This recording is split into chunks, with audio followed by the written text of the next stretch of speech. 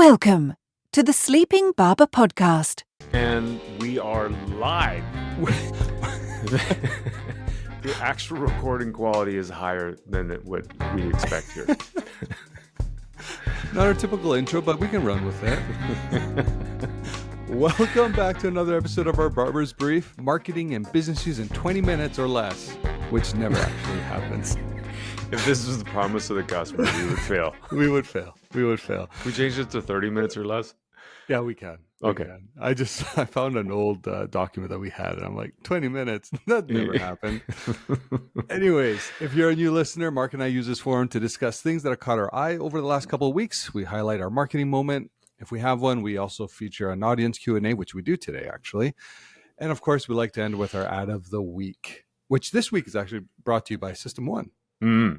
System 1 is a cool product. We're going to actually talk a little bit about their ratings too. Yeah. All right. In the news, I think you're up first. I'm up first. Well, we really can't have this podcast without talking about Meta. And I've came across this article in LA Times by Suzanne Nossel. She is a member of Facebook's oversight board and the author of Dare to Speak, defending free speech for all. So I felt like, hey, it's quite a credible source to have an opinion on. Yeah. So Meta's recent policy updates, I'm sure everyone's already heard of them, have really sparked significant concerns across various sectors, right? Including public figures, international governments, and even advertisers. Now, Meta is overhauling its content moderation, prioritizing free speech by adopting crowdsourced correction model, narrowing hate speech policies, and relocating even trust and safety teams to Texas. Now, a lot of critics warn that there's going to be likely some global implications with these policies, and they could exacerbate. There we go. Jesus, violence and strain international norms as Meta prioritize U.S. interests over broader societal stability. Now, high probability is that we'll see sanctions or bans in other countries where there are tighter regulations. So the key changes: terminating the fact-checking programs, relaxation of those hate speech policies as well. And I think the way I read this, even from an advertising perspective, you even have impacts across India and Brazil. Like in India, for example, the Competition Commission of India has prohibited WhatsApp from sharing user data with Meta, citing privacy concerns. So I think this just adds more fuel to that fire. In Brazil, for example, the Brazilian government has expressed serious concern that Meta's relaxing hate speech policies do not align with local laws, prompting requests for clarification from the company. Yeah. And of course, advertisers, the overhaul of content moderation policies has raised fears among advertisers about their brands appearing alongside harmful content, potentially impacting Meta's advertising revenue. So this obviously creates a trickle-down effect in numerous areas, and it's going to be interesting to see how it continues to respond. But I just anticipate the European Commission at some point coming in on all this, and who'd be surprised if they just ban Meta completely? I don't know. It's funny. It's funny that this is coming from who it's coming from. I think the oversight board and author of Dare to Speak, defending free speech. So they're getting rid of fact-checking programs. Interesting. They're relaxing hate speech policies. Yeah. There's a post I saw from Esther. We had her on this morning. I didn't read the whole thing. It was just a quick glimpse of the headline, but it might be in response to this. But there's more. There's an article about Meta becoming the biggest source of misinformation on the planet, which kind of interesting. In line with what you're saying here. I don't know, man. I think Meta itself is such a dominant platform for advertisers. It's hard to imagine the impact that will have, because it's effective as far as its ability, its ease of use. It's so easy to put money in the machine and have it spit out numbers that make it seem like it's doing something really well and positive. And not that it isn't, it's just, it's so ubiquitous. It's kind of and it works for all budgets and blah, blah, blah.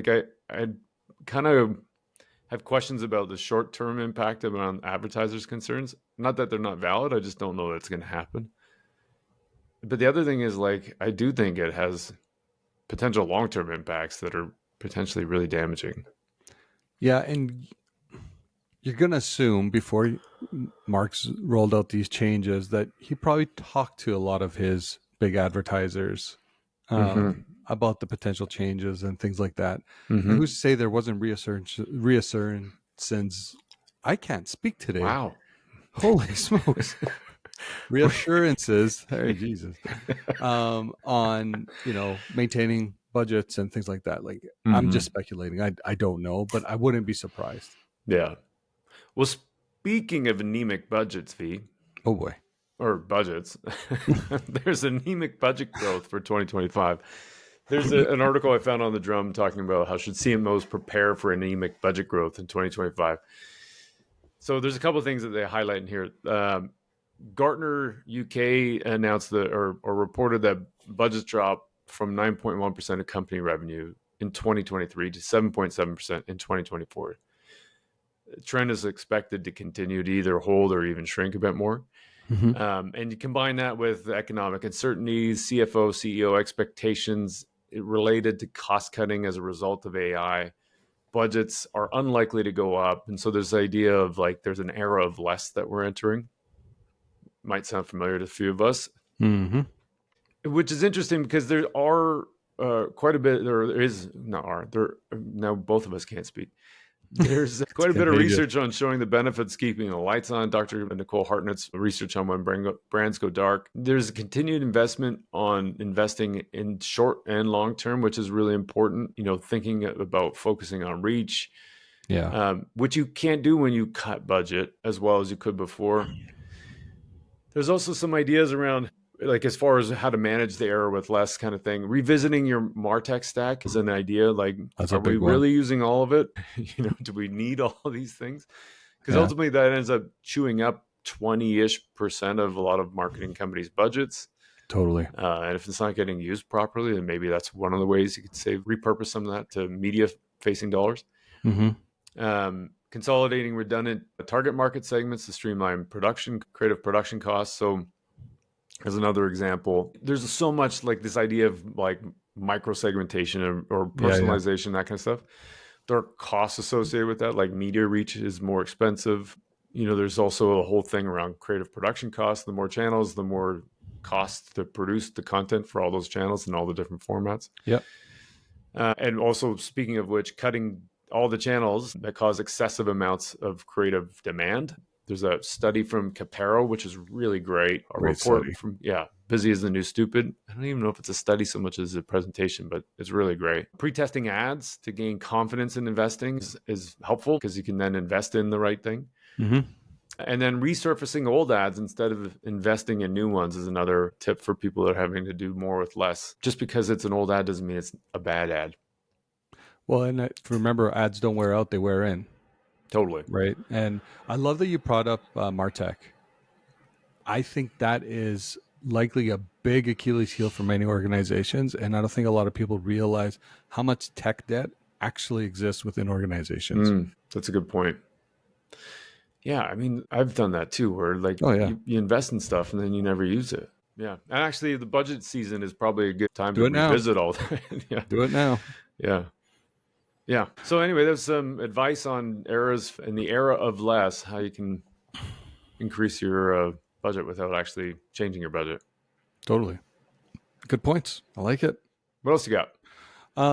I found this on Marketing News Canada, actually. So for all our Canadian friends and listeners that are listening, trends in Canadian consumer behavior since COVID-19. Ooh. So we know the COVID-19 pandemic really ushered in a new way of consuming various products, services, and things like that. But obviously now that's in the rearview mirror, and there's been shifts fundamentally on how we approach a lot of this. So some of the key takeaways from this study that was put together from Enlogic was online versus in-store shopping preferences. Online shopping surged during the pandemic, with e-commerce sales growing 67%. I think that's obvious from 2020 to 2022. The projected reach to $119 billion by 2025. Preferences, however, are stabilizing, with a slight resurgence in in-store shopping, especially among younger demographics and certain regions like Quebec and British Columbia. Now, spending patterns by category. things that are on the decline, hair salons, cross-border shopping, and children's apparel remain below pre-pandemic levels. Growing, however, we are seeing cosmetics, personal dining have rebounded. Teen cosmetic spending increased 77% year Yeah, over my kids year. account for almost all of that. I guess it's a thing. Oh my God, dude. My one daughter has a little mini fridge just for her cosmetics. I don't even, like, it's in a room. I guess that's the thing. Since Emerging pandemic-era home-focused categories like garden supplies and toys remain above pre-pandemic levels. And things that have returned are categories such as books and furniture have normalized, with future furniture purchases projected to decline by 11%. Now, the last couple of things I just wanted to highlight is just on inflation's impact on consumer choices. So inflation and financial uncertainty are still driving cautious spending, with noticeable shifts in dining habits. Restaurant visits are up 3% year over year, while takeout and home delivery have declined. Online delivery services like Uber Eats have grown by 7%, but that's an anomaly in the context of everything else in the category. So, yeah, just some interesting insights there of how our behaviors have shifted. I think I see a lot of it in my own personal space as well, but yeah, it looks like it tracks. So maybe the focus groups of one work. I don't know. maybe, well, yeah. I mean, as you were saying that, it reminded me, I think Scott Galloway had a thing, Decades and Days, where it was the idea of e-commerce, this massive spike during the COVID pandemic. And then there's a regression to the mean where I think the e-commerce spend is where it would have been had you just drawn a straight line projection. So yeah, to me, some of these things that are declining and growing kind of fit with that idea, because, like, as an example, people bought everything for their house back in COVID. So no, it's not surprising to me that furniture is decreasing, because more than likely a whole bunch of people bought furniture. It's all on Facebook Marketplace now. Yeah, I got stuff in there if anyone's looking for a couple of wingback chairs. Okay. Yeah. We'll share the link. Anyway, yeah, it's interesting. Yeah, seeing all this. Yeah, it's funny because you think, especially in COVID, you think things are permanent, and then you go and look at a bit broader picture over a couple of years, and it's not. It's not. No. What'd you have next? How long do profits from advertising take to materialize? Ooh. Yeah, the good one from work. So with the Super Bowl around the corner, there's always the death of TV or the death of whatever. We'd love to kill stuff off. We've talked about it before. So I found this report from Work. It was published in Work, but ThinkBlocks had repeated a meta-analysis of econometric studies from 141 UK brands covering 1.8 billion Great British pounds in media spend between 2021 and 2023. And so they looked at channel, and these campaigns included audio, video on demand, cinema, PPC, linear TV, online display, online video, out of home, paid social, and print. So they ran the gambit. They ran it all. Yeah. And then the announcement here is that profitability varies by sector and media channel. Not that surprising. Immediate payback is not exclusive to performance media, I think, is like the headline in this. So it's kind of interesting because they look at immediate payback in terms of ROI in three different areas. So there's payback and ROI in three different areas. So it's immediate, which is 1 week, in short term, which is 1 quarter, or full payback, which is up to 24 months. So in the immediate 1 week period after running the campaign, generic PPC leads the pack. Linear TV is second, paid social third, audio, and then followed closely by video on demand. So for the most part, all digital channels. In the short term, though, it starts to really change. So over a 1 quarter period, the payback of advertising and the attribution for the profitability goes to the winner on this one is TV at 34%, then generic PPC. Elena's happy. Yeah, totally. Marketing architects. I'm sure they've talked about this report at some point. Oh, I'm sure. Paid social, audio, and then video. And then when you look at the full payback over a 24 months period, it starts to really diverge. Like TV is almost 50% of the profitability. That's crazy. And then it's a really far gap between TV and then generic PPC and then paid social and then video and then radio. So interesting to look at your timeline horizons here. I think in terms of if you're only measuring in a single week, PPC is going to show up like search. Yeah. If you're able to do a full payback period, you're going to see TV is still not dead. It still has a massive impact on advertising profitability and the payback that you're going to measure from it. The one thing I'm surprised there is radio. I didn't expect radio to be so low. Yeah.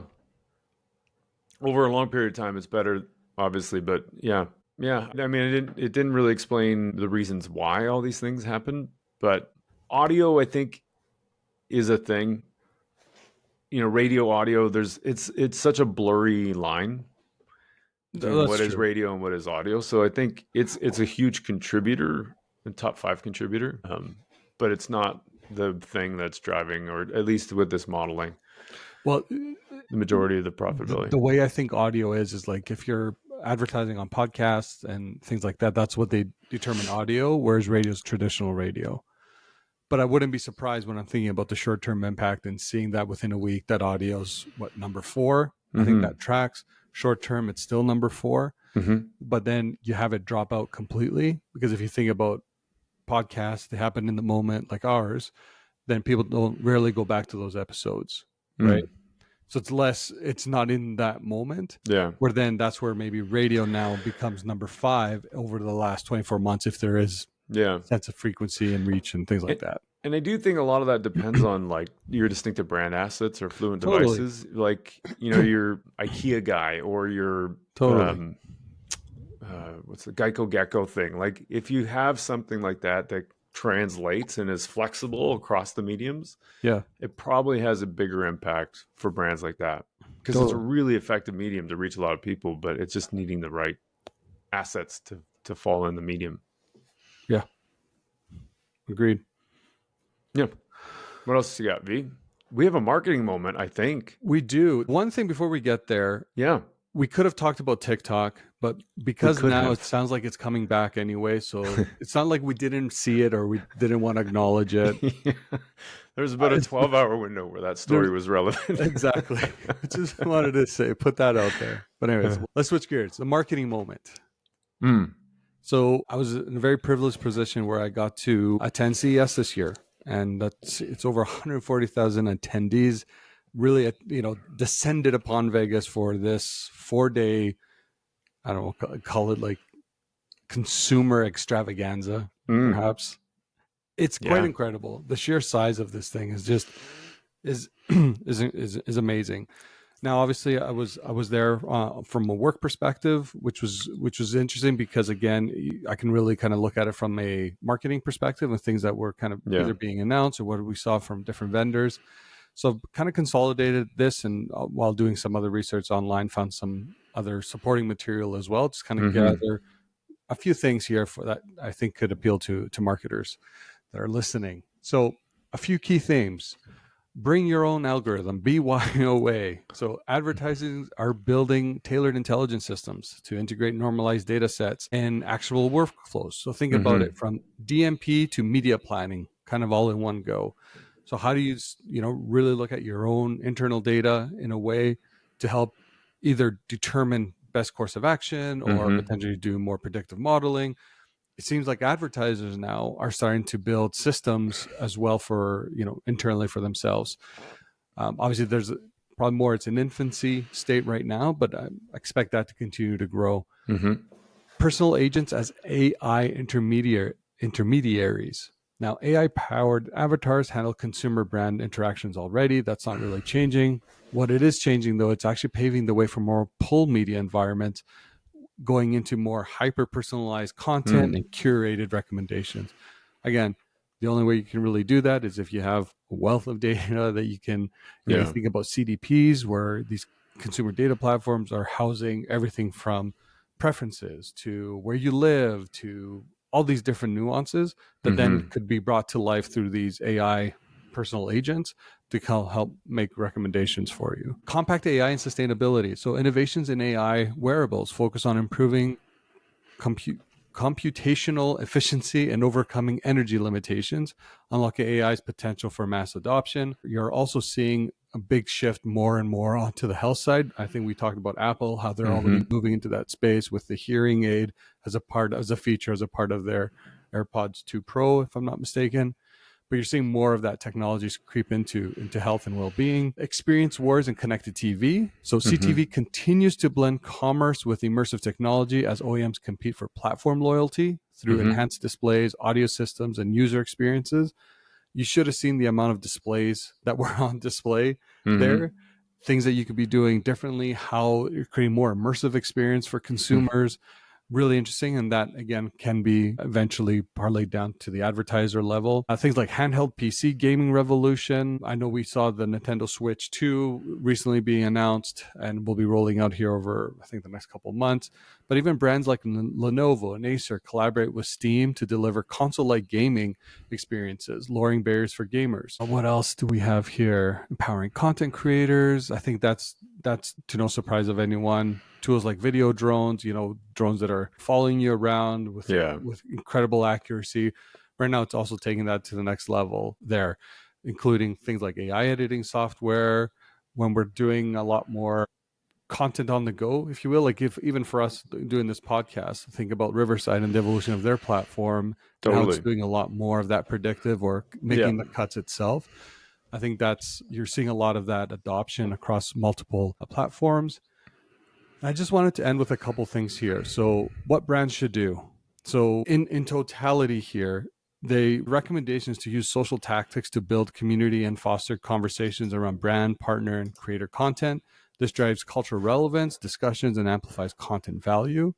Look to leverage platforms combining content and social. So example like YouTube and Twitch to engage communities, enable live interactions, and optimize any sort of algorithmic performance through any sort of social connections.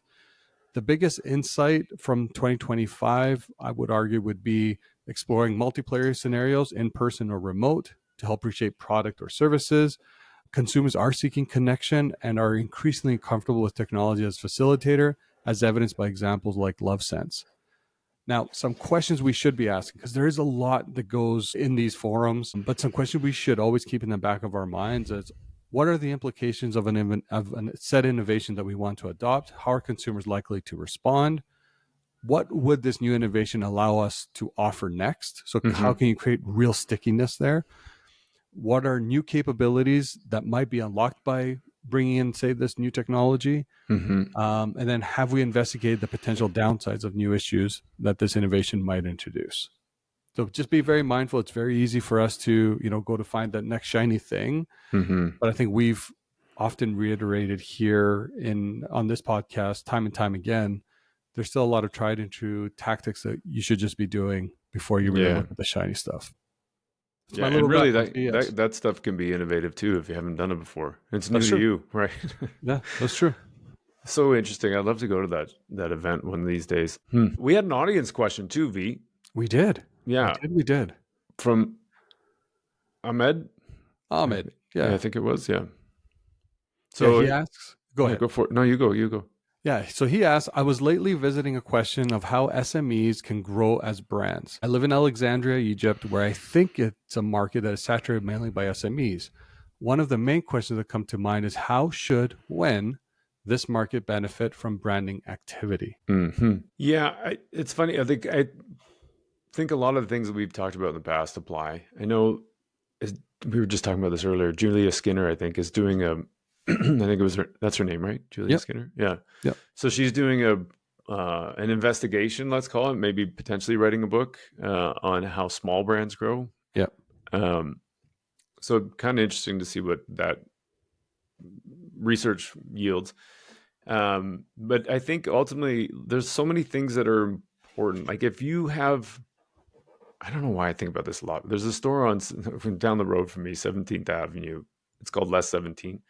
I always in my head have that in mind for some reason when I think about stores that are small SMEs, like it's a retailer. But so what do they need? I think they can benefit from advertising and branding, but it's relative. Like I don't think they need to do a giant billboard on the highway because that's not their target audience. But if they did some branding on a, whatever it is, 5 kilometer, 10 kilometer radius, they have to have good signage, to make sure that, traffic that's just passing by on the road, sees them and recognizes them. I think that's helpful. I think if you were to just take a small percentage of your total revenue, like 2-3%, and just commit to doing something with that, there's search keywords, all that kind of stuff you can do for clothing near me in that particular case. I think it's important because there's often times where it just doesn't come to mind. And I don't think about it, but I might be thinking about buying clothes. And if that brand doesn't come to mind as a potential retailer near me, then I'm just going to skip over it because I'll go to the one where I went to last, probably. Yeah. So for me, I think it's a lot of the same things. Like there is branding in there, but I don't think it needs to be branding like big branding. Yes. You know what I mean? Giant campaign, huge investment. It doesn't have to be that. No. It's just about building memory. Dude, I completely agree with everything that you're saying there. It's focused on the local culture, things that you can do, very nuanced. You don't have to, like you said, I love it's not big branding, but just creating some level of consistency. You could just pick a channel. You could pick social, for example, and start, being more active in that space. Community engagement, Reddit is huge. Yeah. How do you start setting up around specific threads that may cater to your product or service as an SME? Like I feel those become no-brainers, but I still think it's important that you are creating a very clear brand story and highlight what makes the business unique, how it just, serves the local market. Consistent messaging, I think we already talked about that. And then engage with consumers, engage with users. And that's all branding, by the way. It's not, you don't need the big flash. I would argue it doesn't even matter what stage you're at, either your early stages or when you're scaling or during even like market shifts. Every stage is applicable to start thinking about branding. Totally. And you should be getting your feet wet there for sure. Yeah. And like if I had $100, I'm just making this up. If revenue is $100 and I had $1, even if it's $1 of a budget to put towards marketing, to me, like, and if it's in this, I haven't been to Alexandria, Egypt, although I'd like to go at some point. I'd like to That'd go. be really great. But, I don't know what their local situation is like, but I don't know that I even put it in advertising. If it's a physical store, I think I would invest in signage. Yeah. Which is still part of the branding. I hope that answers your question, Ahmed. Thanks for sending that in. It was a great question. Yeah, thanks. Okay, V, I got out of the week. Okay, so brought to you by System 1. I'm going to share my screen here. This is exciting when he does this. Oh, my goodness. Hopefully I don't screw it up.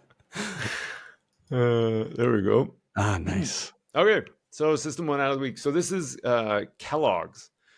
Tastes like Saturday morning. It's an ad that recreates a 1996 camcorder video to celebrate breakfast rituals. Which is pretty cool. I was watching it.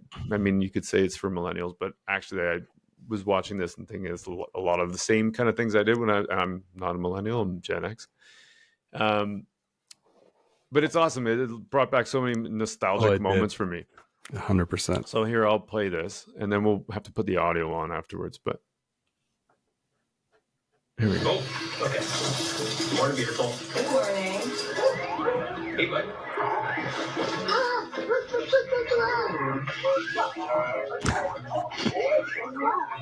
Kellogg's tastes like Saturday morning. That's pretty awesome.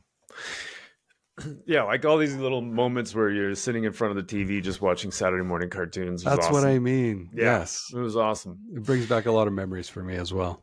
Totally. Okay, so they've got, with System 1, they've got this setup where they talk about a star rating, a spike rating, and fluency rating. We'll have to get them on and talk about this really at some point. But so my impression is star rating is about predicting long-term brand growth based on the ad quality. And it's out of a score of 5. So they use this to predict long-term. So 4.5 out of 5 is a really good ad. Yeah. 1 would be really low. Spike rating is predicting short-term sales impact. So kind of like we were talking about with the study, the replication study earlier on. So the likelihood of having a short-term sales impact, if it scores over 1.3, it's really good. Yeah. But this also is a really good ad. And then fluency rating measures the strength of the branding in the ad. So fluency is driven by the accuracy and speed of brand recognition. Also really high. This is a score, I think it's probably out of 100. But anything over 78 is really exceptional. Yeah. The other part is really interesting is seeing the emotional responses of the creative from the audience that they're putting this in front of. And so pretty interesting to see for me, like surprise is the dark green and then the lighter green is happiness, which tracks. I think it tracks. Yeah, 100%. But also it's emotional in that it's not like I smirked. I didn't cry. No, you know what I mean? that's It didn't fair. bring me to tears. Like there's so many emotions to play with. I just thought it was a really quick, cheap. I mean, it's maybe not cheap, but it's like a cheap and cheerful, quote unquote ad that I think does a really good job. I completely agree. And it's funny because when we think about like Taste Like Saturday Morning, I think it's maybe younger generations right now maybe can't really understand what that really was for us growing up then, because that was really the only time you were watching cartoons. Oh yeah, on Saturday mornings. On Saturday morning. Yeah, totally. But as a parent right now, it's like, how can I recreate that for my kids? Because I have such a positive emotional reaction to that. And you can tell this is targeting a very specific demographic that can relate to this. And hence why the positive emotion. So we should try to stay close to this to see what happens on the other side of it. But yeah, from an ad perspective, obviously I think this tracks. Yeah, and I feel like the Taste Like Saturday Mornings also fits a bit into the promise of the customer. I'm trying to remember if it would be memorable for sure, relevant, and then auditable. I think I think it tracks with that too. I agree. It could be a thing they lean into because millennials and Gen X are the people buying this. So this is who this is for. Exactly. Yeah. And even if you have millennials, if you're a millennial, you may have had siblings that were Gen X, right? So regardless of where you are, this probably speaks to a really large audience segment. For sure. With the immediate buying power right now, which is, I think that's important. For sure. All right. Coming up next week, what do we have going on? It's kind of exciting, actually. It is very exciting. We've got, first of all, I think we mentioned this early in the last episode or teased it a little bit. But anyway, we've got a series of features this year. So we're doing a CMO series. We're doing a creative series. We're doing a strategy series and a measurement series. Exactly. And next week, we've got Hilary Borndwall from Mix Analytics coming on to talk about media mix modeling or marketing mix modeling. I messed that up in the interview too. Yeah. And analytics in general. And so that's the first of our 4 series on measurement. I love it. Yeah. Yeah. We're really, really trying to compartmentalize these in a very simplified way. So then when we're creating the playlists, even on things like YouTube, if you're just looking for strategy episodes, they're all going to be bundled together, or creative, or things from CMOs, or everything's like measurement. So we're really excited to bring that to life. Yeah. And with that, we are at the end of our 35 minutes. Nailed it. There it is. Anyway, I am going to go chase some profitability up in my kitchen. I can hear it rustling around in the fridge. So I'm going to go get some of that. Yeah, I'm actually going to go and pour myself a bowl of Kellogg's Rice Krispies. Oh, look at you. They got me, and hopefully that will energize me to chase the day and chase the profitability at hand. So we'll see how it happens. Yes. Okay. Well, all right. It was good seeing you again, and thanks, Ahmed, for the question. That was awesome. Yeah. Thanks, everybody. Bye. Bye.